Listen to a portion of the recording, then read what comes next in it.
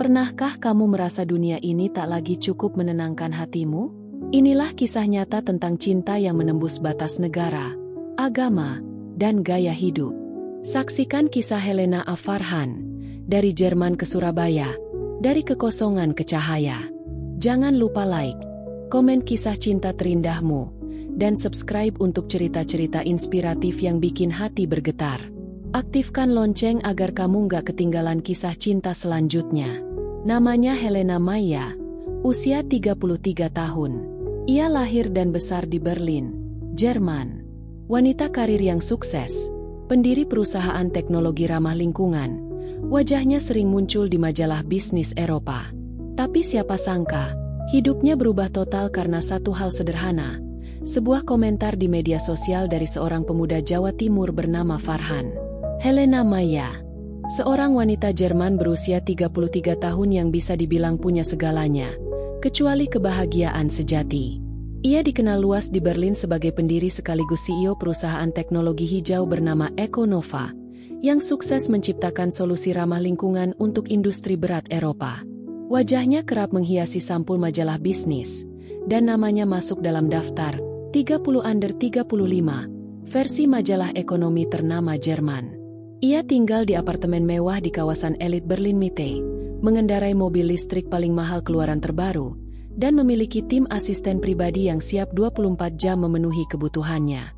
Di mata publik, Helena adalah simbol wanita kuat, independen, modern, dan visioner. Tapi siapa sangka, di balik segala kemewahan dan keberhasilannya, ia menyimpan kehampaan yang tak pernah bisa ia isi dengan harta atau pencapaian. Setiap malam, setelah semua pekerjaan selesai, Helena duduk di ruang tamunya yang sunyi, menatap keluar jendela tinggi yang menghadap ke kota Berlin yang gemerlap. Ia sering memutar lagu klasik pelan-pelan, membiarkan pikirannya mengembara jauh. Kadang ia bertanya pada dirinya sendiri, untuk apa semua ini? Mengapa aku merasa kosong? Padahal aku sudah meraih semuanya. Beberapa kali ia mencoba berkencan dengan pria-pria sukses, seniman, bahkan profesor filsafat. Tapi semuanya berakhir dengan cepat. Tak ada yang menyentuh jiwanya. Tak ada yang membuatnya merasa hidup sesungguhnya. Helena mulai merindukan sesuatu yang tak ia mengerti. Ketenangan, kedamaian, dan makna. Ia pernah berlibur ke pegunungan Swiss, ke Bali, bahkan ke India mencari jawaban melalui meditasi dan spiritualitas. Tapi semuanya hanya meninggalkan rasa tenang sementara. Sampai suatu malam, di tengah insomnia yang kerap menyerangnya, ia membuka YouTube dan mengetik, The Meaning of Life. Tanpa sengaja, ia menemukan video pendek berjudul, Hidup Sederhana, Hati Bahagia, dengan thumbnail bergambar seorang pria muda berjubah putih duduk di tengah sawah. Judulnya dalam bahasa Indonesia, tapi ada subtitle Inggris. Ia nyaris melewatinya, tapi entah kenapa jemarinya berhenti. Ia klik. Dan dari situlah takdirnya berubah. Helena memutar video itu dengan sedikit rasa skeptis. Ia terbiasa melihat konten yang indah dan sinematik. Tapi video yang satu ini justru sangat sederhana. Kamera statis, kualitas seadanya. Latar belakang berupa sawah yang menghijau dengan suara ayam kampung sesekali terdengar di kejauhan. Seorang pria muda duduk bersila di atas tikar pandan, mengenakan baju koko putih dan sarung kotak-kotak. Namanya Farhan Al-Hafiz, pria asal Gresik, Jawa Timur. Usianya baru 28 tahun, tapi caranya bicara sangat tenang dan dewasa.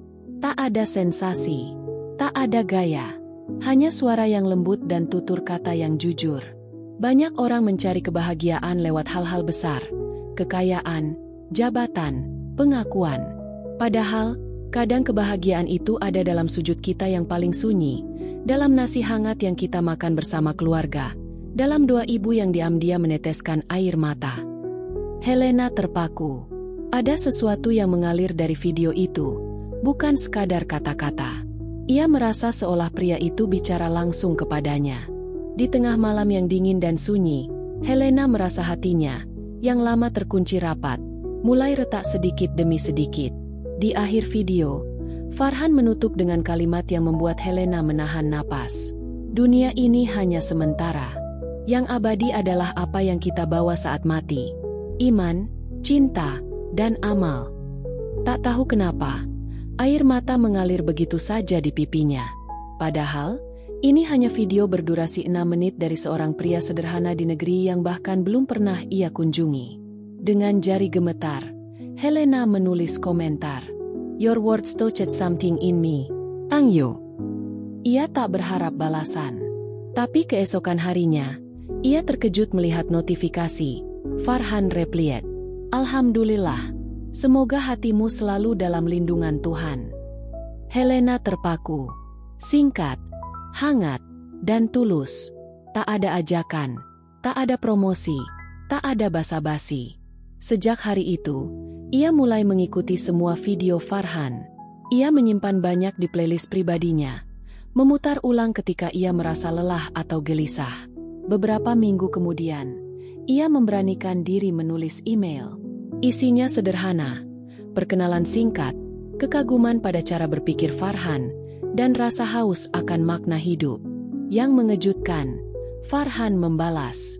Dan dari situlah, percakapan demi percakapan terjadi, melewati benua, waktu, dan bahasa. Mereka tak pernah bicara tentang cinta, tapi jiwa mereka seperti sudah saling mengenal, bahkan sebelum raga pernah bertemu. Hubungan antara Helena dan Farhan tak pernah direncanakan. Tak ada yang sengaja menggiringnya ke arah romansa. Awalnya hanya percakapan sederhana seputar kehidupan, iman, dan nilai-nilai spiritual. Tapi seiring waktu, setiap kata yang ditukar membawa keduanya pada kedalaman yang tak bisa dijelaskan dengan logika. Layaknya sungai yang mengalir pelan namun pasti ke laut yang luas, mereka terhubung, bukan lewat hasrat, tapi kejujuran dan keheningan hati. Helena mulai membaca terjemahan Al-Quran. Bukan karena disuruh, tapi karena hatinya terpanggil.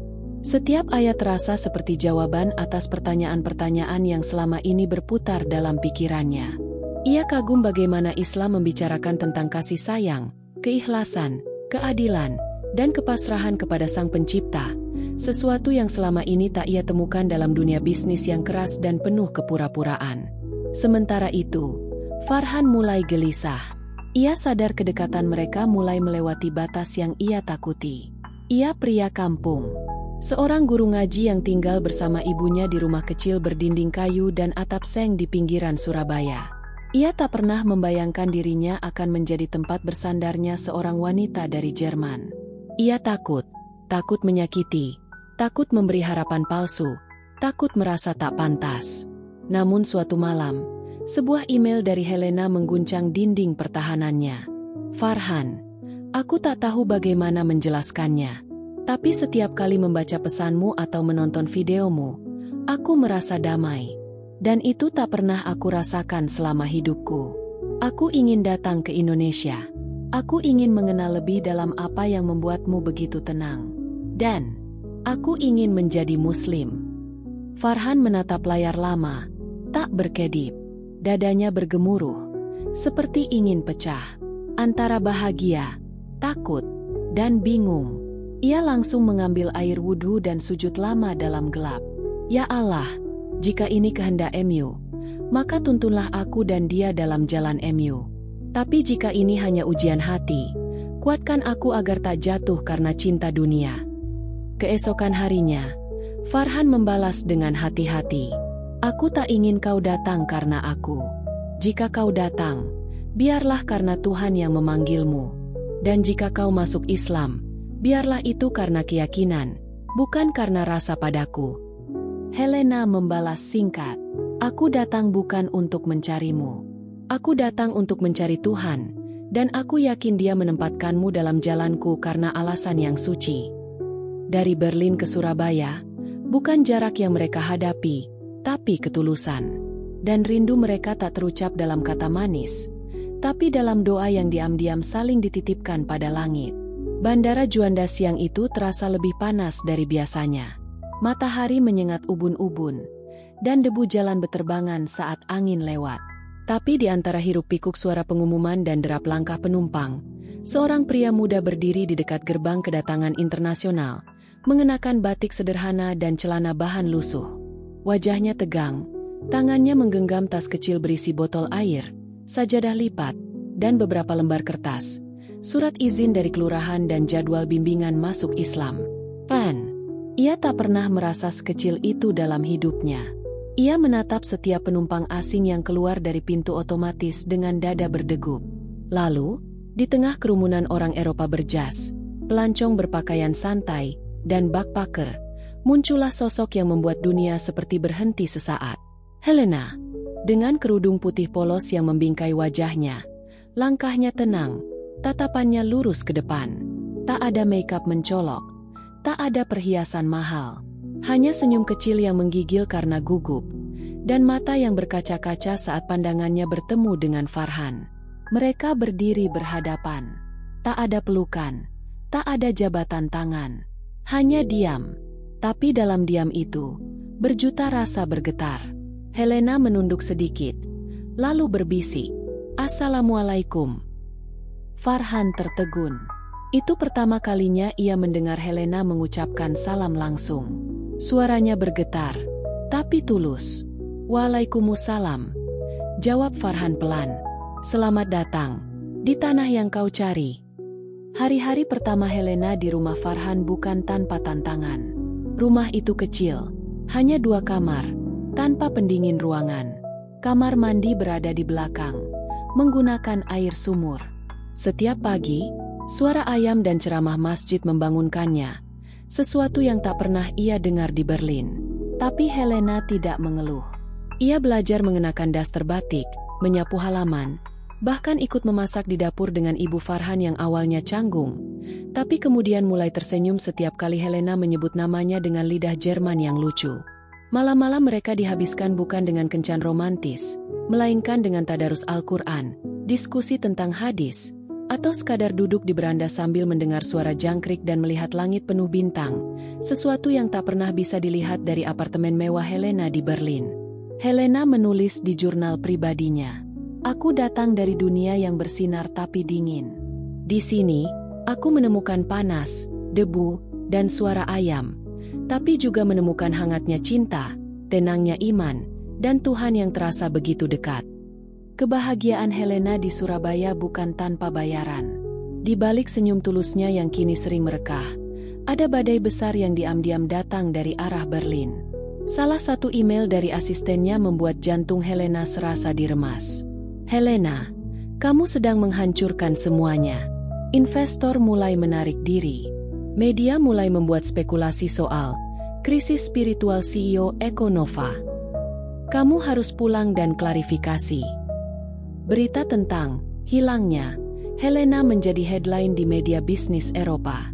Ia dicap kehilangan arah, dianggap terpapar doktrin asing, bahkan disebut telah meninggalkan akal sehat demi sebuah kisah cinta eksotis. Perusahaannya mulai goyah, sahamnya anjlok, dan kredibilitasnya dipertanyakan. Namun lebih dari itu, yang paling melukai Helena adalah email dari ayahnya. "Kamu memalukan, Lena. Kami membesarkanmu untuk menjadi pemimpin dunia, bukan untuk tinggal di rumah kumuh dan mencium tanah setiap pagi. Kalau kamu tetap di sana dan benar-benar menjadi muslim, jangan pernah panggil aku, ayah, lagi." Tangis Helena pecah malam itu di kamar sempitnya.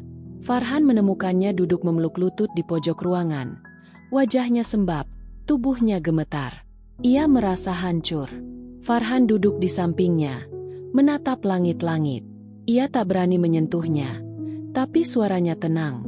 "Kau masih bisa pulang, Lena. Aku tahu berat bagimu. Kau punya segalanya di sana. Aku hanya seorang guru ngaji. Aku tak ingin menjadi alasan kehancuran hidupmu." Helena menoleh. Matanya memerah namun tajam. "Farhan, apa kau pikir aku kesini hanya untukmu? Aku kesini karena aku menemukan sesuatu yang tak pernah ada di sana. Iman, kedamaian, kejujuran.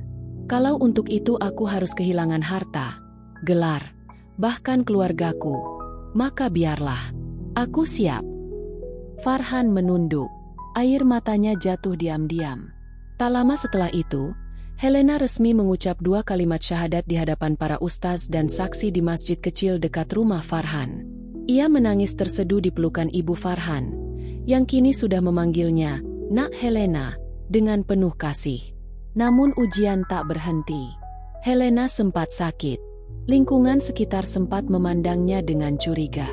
Bahkan ada beberapa orang yang mencibir, menganggap ini hanyalah sandiwara bule mencari sensasi.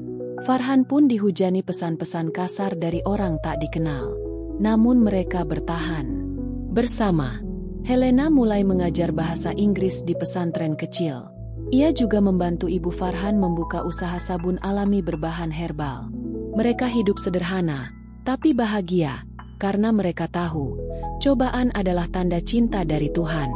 Dan cinta sejati, tak lahir dari kenyamanan, tapi dari pengorbanan.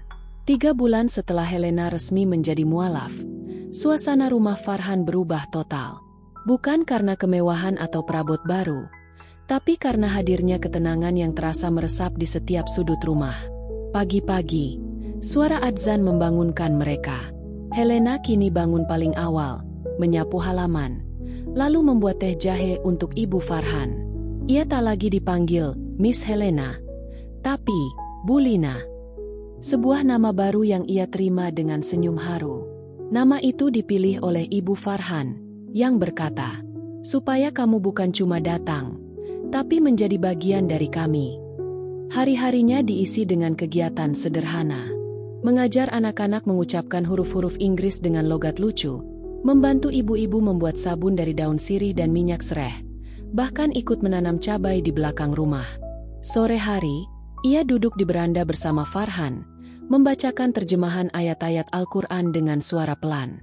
Kadang, saat langit kemerahan dan suara azan maghrib menggema dari berbagai arah, Helena memejamkan mata dan berkata dalam hati, "Beginilah rasanya pulang."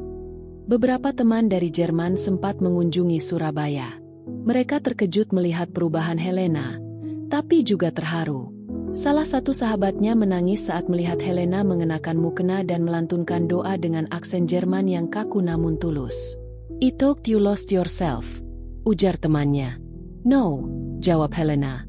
"I found myself in this tiny, warm place where fight is louder than ambition." Kabar tentang kisah Helena dan Farhan akhirnya tersebar luas. Bukan karena viral di media sosial, tapi karena banyak yang datang langsung ke rumah mereka, ingin belajar, ingin mengenal Islam, atau sekadar mencari inspirasi hidup dari pasangan yang sangat tak biasa. Tak lama kemudian, mereka menikah. Dengan pesta kecil di halaman rumah, dihadiri warga sekitar, anak-anak pesantren, dan para sahabat yang sudah menjadi keluarga.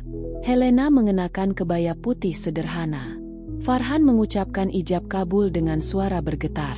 Saat sah diteriakkan para saksi, air mata mereka jatuh bersamaan.